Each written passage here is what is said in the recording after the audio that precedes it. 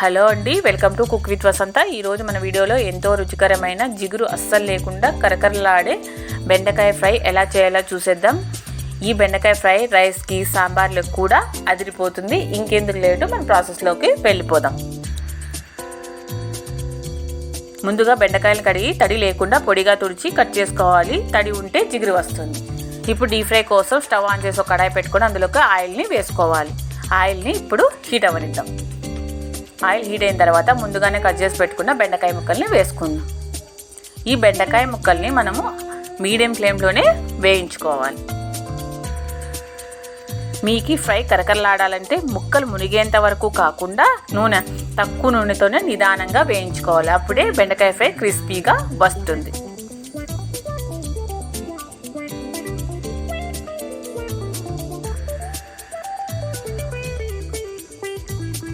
చూసారుగా, ఇలా colour change అయ్యే వరకు బెండకాయ ముక్కల్ని వేయించుకోవాలి. ఇప్పుడు వేరే ప్లేట్లోకి ట్రాన్స్ఫర్ చేసేసుకుందాం.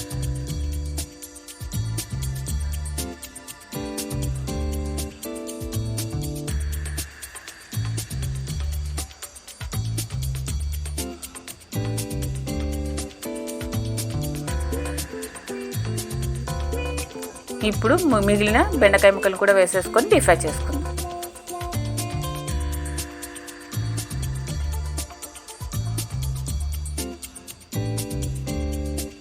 ఈ బెండకాయ ముక్కలు వేగేలోపు మనము ఒక మిక్సీ జార్ తీసుకొని అరకప్పు పల్లీలను, 2 స్పూన్ల కొబ్బరి పొడిని, 4-5 వెల్లుల్లిపాయలు, 1 స్పూన్ కారం,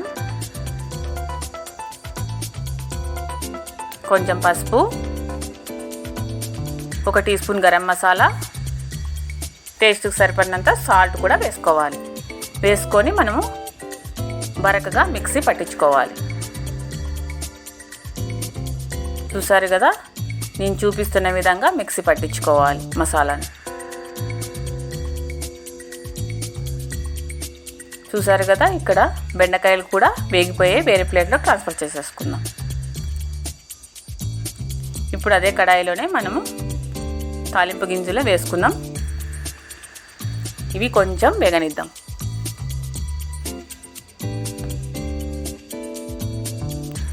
తాలింపు గింజలు వేగాక ఇప్పుడు ఇందులోకి ముందుగా మసాలా తయారు చేసుకున్నాం కదా, ఆ పౌడర్ని వేసేసుకుందాం.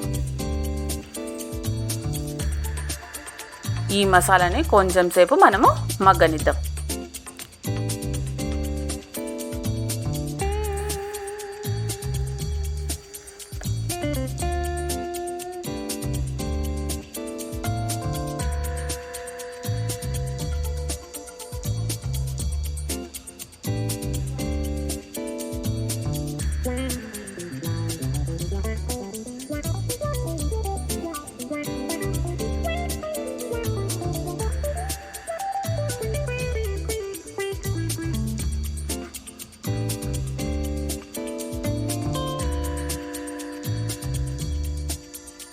చూసారు కదా, మసాలా వేగిపోయింది. ఇప్పుడు ఇందులోకి ముందుగా డీప్ ఫ్రై చేసి పెట్టుకున్న బెండకాయ ముక్కలను కూడా వేసేసుకుందాం.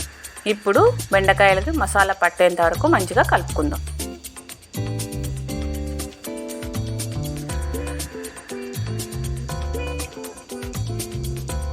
చూసారు కదా, వేడి వేడి అన్నంలోకి కమ్మటి బెండకాయ ఫ్రై రెడీ అయిపోయింది. మీరు కూడా ఇలా ట్రై చేసి చూసి మీకు ఎలా వచ్చిందో నాకు కామెంట్ చేయండి, షేర్ చేయండి, సబ్స్క్రైబ్ కూడా చేసుకోండి. Okay, bye bye. Thank you for watching.